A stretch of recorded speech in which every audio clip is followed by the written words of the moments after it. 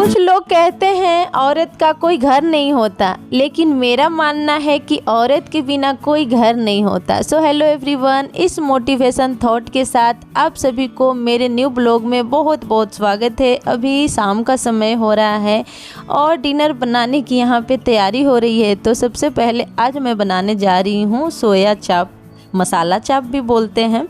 तो सोया मसाला चाप को मैं आज बनाऊंगी, काफ़ी दिन बाद बना रही हूँ। तो अभी देखिए, परी के पापा और मैं गई थी मार्केट, तो वहाँ से हम लोग सब्ज़ी लेके आए थे। तो सबसे पहले यहाँ पे देखिए परी सारे सब्ज़ी को निकाल करके इधर से उधर फेंक रही है और आम कह रही कि आम खाऊंगी। मैंने कहा अभी थोड़ी देर में खाना, लेकिन नहीं, बात नहीं मान रही, आम खाएगी।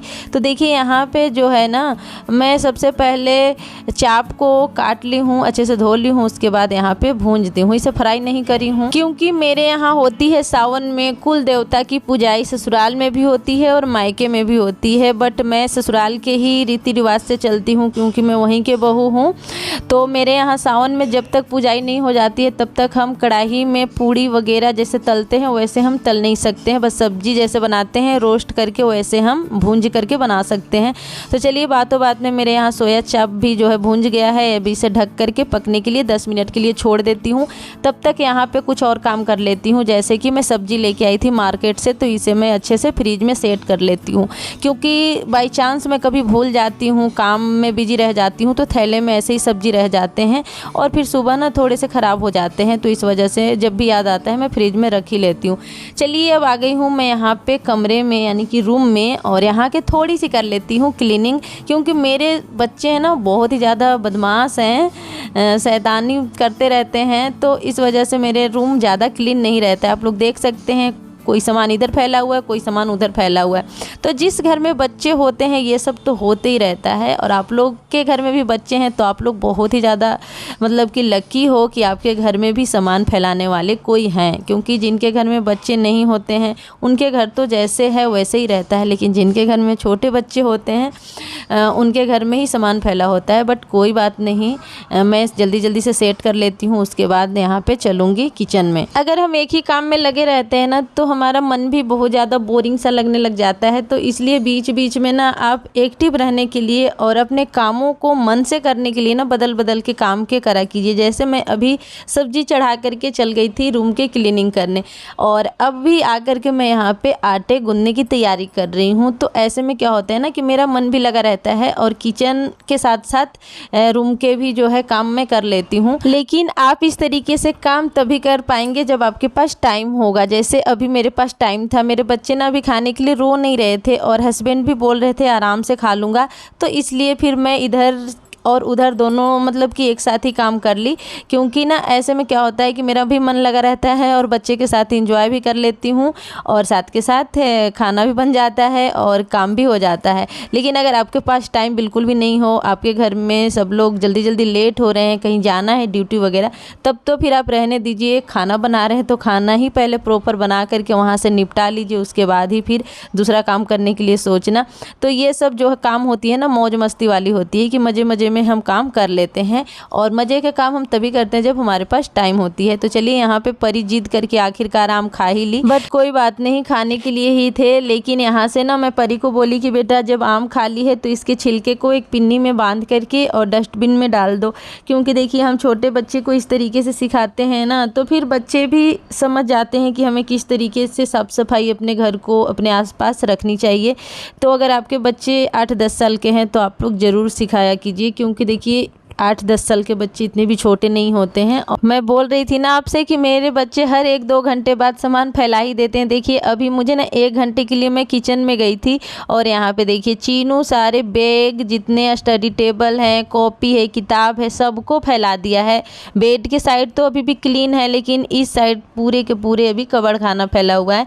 क्योंकि चीनू ना हमेशा कुछ ना कुछ फैलाते ही रहता है। एक चीज़ निकालेगा उसे फेंक देगा, दूसरा निकालेगा उसे फेंक देगा, ऐसे कर करके पूरा फैला देता है।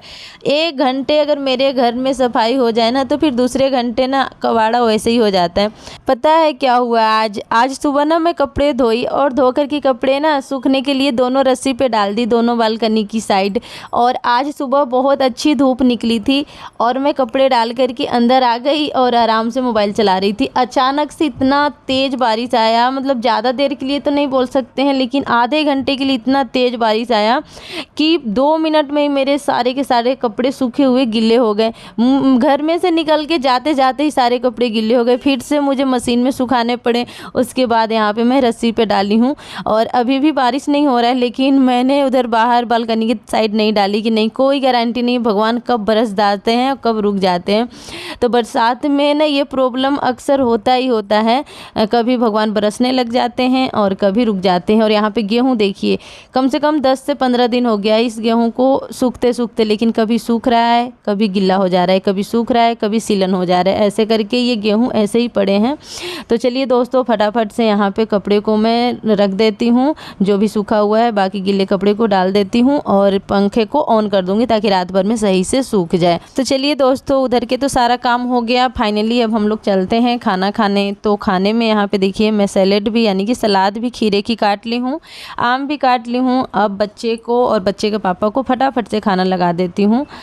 तो देखिए परी और चीनू तो ज़्यादातर एक में ही खा लेते हैं, लेकिन कभी कभार ना दोनों को लड़ाई हो जाती है तो फिर अलग अलग देने पड़ जाते हैं। एक में खाने से दोनों बच्चे ना कुछ ज़्यादा ही खुश रहते हैं, लेकिन कभी कभार ऐसा होता है कि लड़ जाते हैं तो फिर उन लोग को अलग देने पड़ता है। तो अभी दोनों की जो है ना लड़ाई नहीं हुई है तो एक में ही दे देती हूँ दोनों खाना। तो दोस्तों आप लोग भी आ जाइए फटाफट से हमारे साथ खाना। तो चलिए खा करके मिलते हैं आप लोगों से। तो दोस्तों यहाँ पे हम लोग खाना वगैरह खा लिए थे, उसके बाद यहाँ पे मैं थोड़े से टहल लूँगी, क्योंकि देखिए खाना खाने के बाद थोड़े से टहलना बहुत ज़्यादा ज़रूरी होता है। इससे क्या होता है कि हमारे जो खाना होता है वो अच्छे से डाइजेस्ट हो जाता है और फिर हमें कोई भी गैस वैस की प्रॉब्लम नहीं होती है और खाना अच्छे से पच जाता है। तो चलिए खाना तो यहाँ पे पच गया। उसके बाद फिर मैं आ गई हूँ किचन में और किचन में फिर से यहाँ पे मैं बर्तन जा रही हूँ धोने। हाउसवाइफ की लाइफ तो ऐसे ही होती है, कभी झाड़ू, कभी पोछा, कभी बर्तन, मतलब कि पूरे दिन 24 घंटे हम लोग का एक ही काम को घुमा फिरा के करना होता है।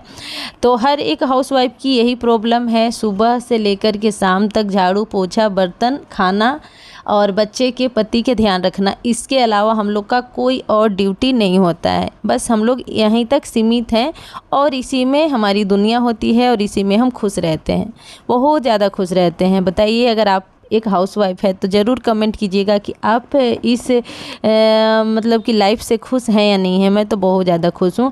इसके साथ साथ आप कुछ और कर सकते हैं, जैसे कि मैं ब्लॉग बनाती हूँ, घर में ही रह के बनाती हूँ क्योंकि बाहर मुझे जाने के बिल्कुल भी टाइम नहीं मिलता है। छोटे बच्चे हैं, उन्हें छोड़ करके मैं घर से बाहर नहीं जाना चाहती। अगर चाहती तो मैं जा सकती थी, लेकिन मैं खुद नहीं चाहती हूँ कि मैं अपने 2 छोटे बच्चे को घर में अकेला छोड़ करके मतलब बाहर जा कर के ड्यूटी करूँ। दोस्तों आप लोग से बात करते करते मैं बर्तन भी मांज ली और साथ के साथ जो मेरे स्लीप था उसे भी मैं क्लीन कर ली। अब यहाँ पे मैं कर रही हूँ गैस की क्लीनिंग, क्योंकि रात में सोने से पहले हमें गैस को क्लीन करके, पूरे किचन को क्लीन करके, बर्तन मांज के ज़रूर सोनी चाहिए। और इसके साथ साथ एक और चीज़ है जो हर एक हाउसवाइफ को सोने से पहले ज़रूर करनी चाहिए, जो कि मैं आपको एंड में ज़रूर बताऊँगी। जब मैं करूँगी तब मैं आप लोग को बताऊँगी, तो आप लोग वीडियो में बने रहिएगा। तो किचन को क्लीन करने के बाद मैं आ गई हूँ रूम में और रूम में यहाँ पे मैं चीनू को और परी को अच्छे से मालिश करूँगी, क्योंकि पूरे दिन इन लोग खेलते कूदते रहते हैं, साइकिल चलाते रहते हैं। तो फिर इन लोग का क्या होता है कि पैरों में बहुत तेज़ तेज़ की दर्द होती है। तो रोज़ नहीं लेकिन 1-2 दिन पे हमें अपने छोटे बच्चे को मालिश ज़रूर करनी चाहिए। लेकिन जिनके पास ज़्यादा टाइम है वो डेली भी कर सकते हैं, लेकिन मेरे पास ज़्यादा टाइम नहीं होता है दोस्तों, मैं आप लोग से क्यों झूठ बोलूँ। लेकिन एक दिन छोड़ करके मैं दोनों बच्चे को मालिश कर देती हूँ। साथ के साथ यहाँ पर मैंने बादाम डाल दी है, सुबह बच्चे उठ के खाते हैं। और फिर मैं आ गई हूँ किचन में। अब इन लोग के लिए मैं दूध गर्म कर दी हूँ। रात के करीब 9:30-10 बज गए थे, मेरे दोनों बच्चे सो गए थे, लेकिन फिर भी मैं इन लोग को उठा करके दूध पिलाऊंगी। आज ज़्यादा थकने के कारण दोनों जल्दी सो गए। कोई बात नहीं, बच्चे हैं सो गए, लेकिन बच्चे सो गए तो इसका मतलब ये नहीं कि हम बच्चे को दूध पिलाना स्किप कर देंगे। नहीं, बच्चे को हम दूध पिलाएंगे, थोड़ी सी प्रॉब्लम होगी, उठा करके उन लोग को नींद में पिला देंगे। इतने भी छोटे बच्चे नहीं हैं, समझदार हैं, उठ जाते हैं, पी लेते हैं, फिर थोड़े से कुल्ला करके सो जाते हैं। तो चलिए पिला लेते हैं। उसके बाद मैं आप लोग को बताऊँगी कि हर एक हाउसवाइफ को अपने घर को सुखी संपन्न रखने के लिए क्या ऐसा करनी चाहिए जिससे कि हमारा परिवार हमेशा हंसते खेलते मुस्कुराते रहे और सुखी रहे, क्योंकि हर हाउसवाइफ यही चाहती है। तो दोस्तों मैं यहाँ पे आपको करते हुए तो नहीं दिखा सकती, क्योंकि आपको भी ये चीज़ करते हुए किसी को भी नहीं दिखाना है। आपको क्या करना है कि आपके घर के जितने सदस्य हैं सब सो जाएं, तो आपको क्लीन किचन में 1 चुटकी नमक लेने हैं और फर्श पे आपको छिड़काव कर देने हैं। सुबह उठते ही आपको उस नमक को झाड़ू लगा करके बाहर फेंक देने हैं। इससे क्या होगा कि जितने भी आपके घर में निगेटिविटी ऊर्जा होगी वो बाहर निकल जाएगी। और आपको ये चीज़ रोज़ रोज़ नहीं करना है, बस आपको शनिवार के दिन करना है। आप लोग 2-3 शनिवार करके देखिएगा, ज़रूर आपको कुछ डिफरेंट नज़र आएगा।